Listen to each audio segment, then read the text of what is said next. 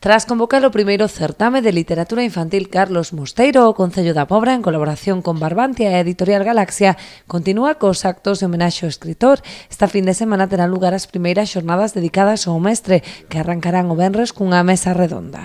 Nesta mesa redonda van a participar Fina Casal de Rei e Blanca Ana Roch Rechou. Estas dúas persoas, xunto co director xeral de Editorial Galaxia, formaron parte do xurado que sacou o primeiro premio de literatura infantil que gañou Patricia Mallo.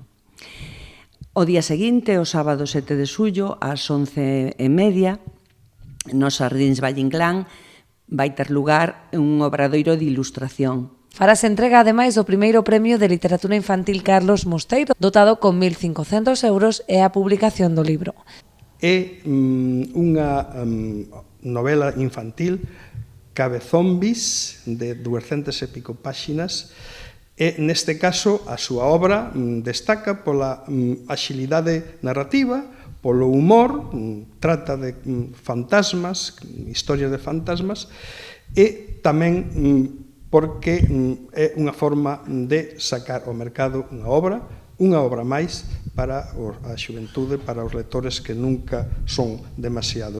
Un dos actos máis emotivos será a descuberta dunha placa en lembranza de Carlos Mosteiro na rúa Fernández Varela, onde vivía o escritor recentemente falecido. E con algo tan significativo como é o descubrimento da placa e o dedicarlle o nome dunha rúa a este autor tan querido no noso concello.